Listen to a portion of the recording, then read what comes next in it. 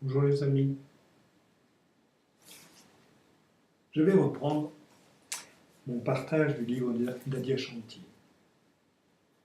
J'aimerais vous lire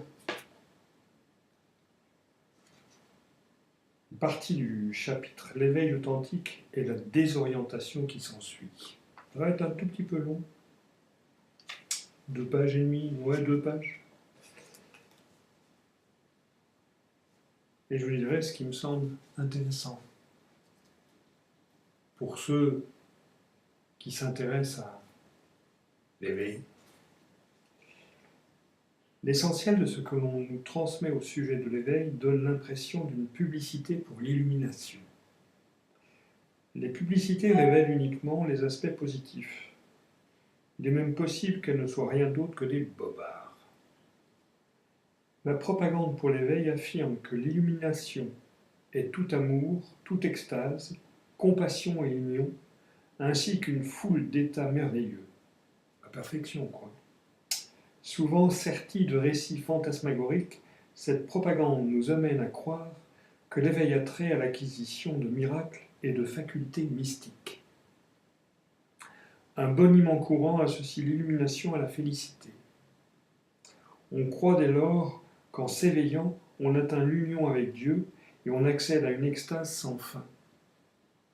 Il s'agit là bien sûr d'une méprise grave sur la nature de l'éveil.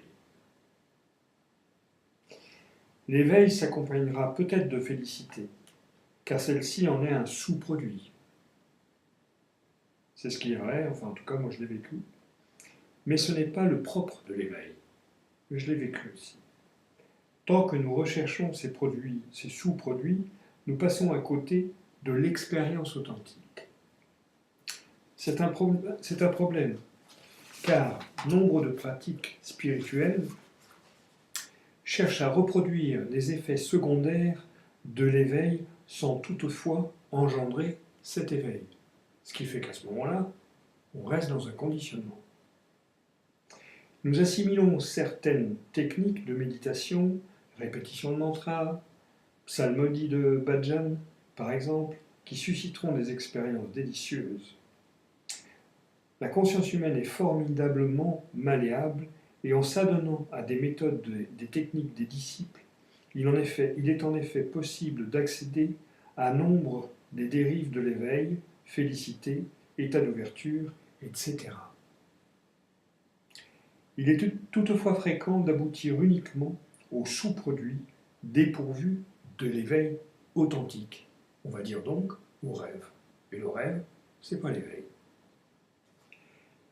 Il faut impérativement savoir ce que l'éveil n'est pas, pour cesser de rechercher ses effets secondaires et renoncer à cette quête d'état émotionnel extatique par la pratique spirituelle. Certains diront que ça vaut mieux que la drogue, certes. La voie vers l'éveil n'a rien à voir avec les émotions agréables. Au contraire, l'illumination peut s'avérer difficile ou déplaisante. Il est pénible de voir s'effriter ses illusions. Il n'est pas facile de délaisser des perceptions de longue date, percer à jour ces illusions qui nous font souffrir percer à jour ces illusions qui nous font souffrir pourrait même rencontrer une forte résistance en nous. Par rapport à cette résistance, ce que il me semble avoir repéré, c'est qu'à partir du moment où on a une étincelle d'éveil, une expérience, la plus petite soit-elle, et que ça commence à basculer notre monde, nos concepts, notre conceptualisation de soi, du monde, de la vie, tout ce qui s'est accumulé pour fortifier son équilibre. Et l'équilibre se fait sur un déséquilibre. D'accord ? Eh bien, ça remonte. Si on n'est pas prêt à le vivre, ce qui veut dire si on n'est pas prêt à le laisser passer et à se laisser traverser par ça, on va bloquer. Et quand on bloque, on s'endort. Je reprends. Lorsqu'elle s'engage d'abord dans la quête de l'éveil spirituel, plusieurs personnes ignorent qu'il faut s'y attendre. En tant que maître, je découvre rapidement si les disciples sont intéressés à la destination authentique, s'ils cherchent vraiment la vérité ou uniquement un mieux-être. Car le processus qui consiste à découvrir la vérité n'accroîtra pas forcément leur bonheur. Le processus exigera une introspection honnête, sincère, précise, qui s'avérera aisée ou ardue.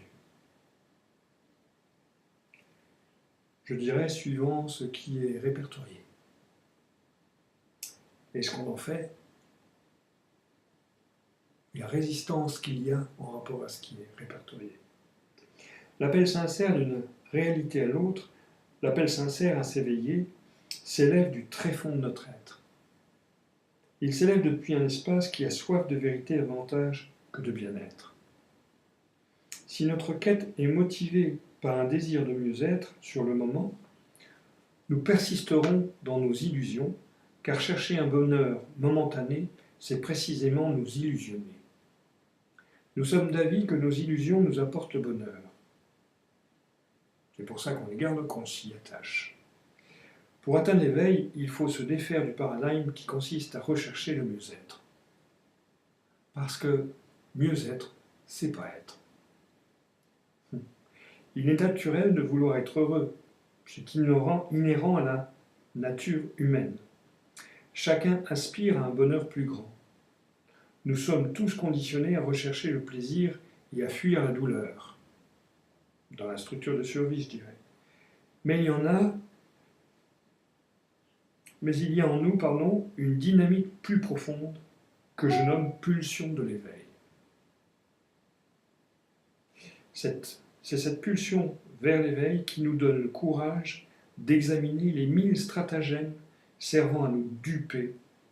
Elle nous incite à assumer la responsabilité de notre vie. Impossible d'atteindre l'illumination en nous accrochant au basque d'un maître éveillé. Les choses ne fonctionnent pas ainsi.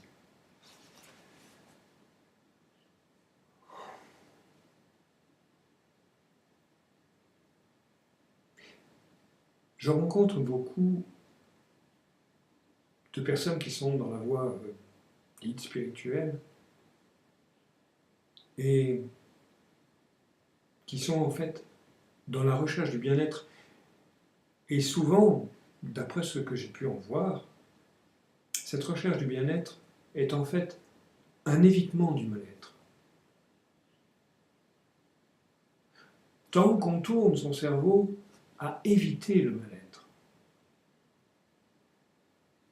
pour avoir un certain bien-être, eh bien, le leitmotiv du cerveau, c'est éviter le mal-être. Mais comment il évite si le mal-être n'est pas là?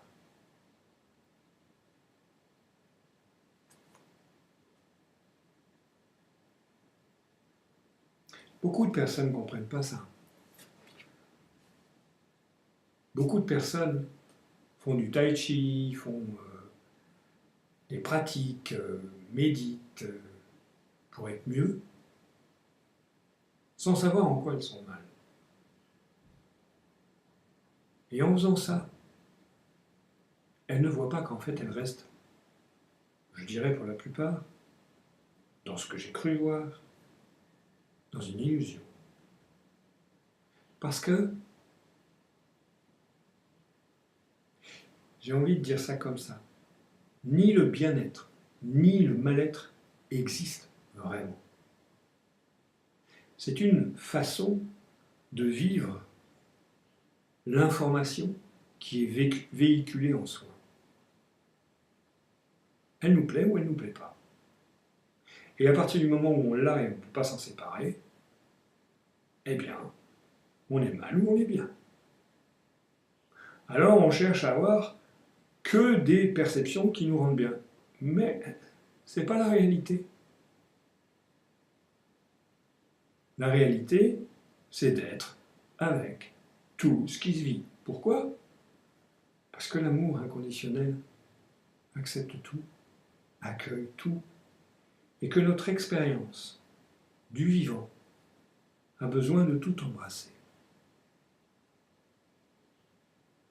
En éliminant les considérations, les jugements et la prise de position sur laquelle on va s'identifier et qu'on va appeler moi.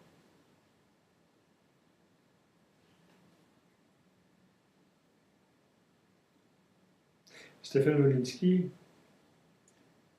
mon frère est professeur, mon frère de cœur, raconte dans un de ses bouquins, celui qui croit au nirvana est un ignorant. Ça ne veut pas dire qu'il n'y a pas de bonheur possible. Le bonheur n'est pas lié à l'intellectualisation ou à l'idée.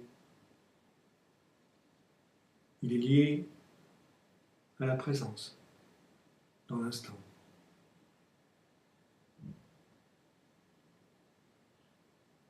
À l'acceptation dans les faits d'être ici et maintenant avec ce qui se passe autant à l'extérieur qu'à l'intérieur. En s'appliquant à ne rien éviter du tout de ce qui peut se présenter.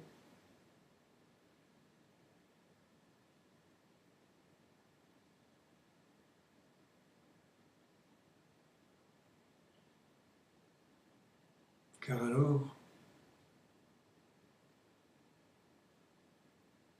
un profond silence peut intervenir et se goûter.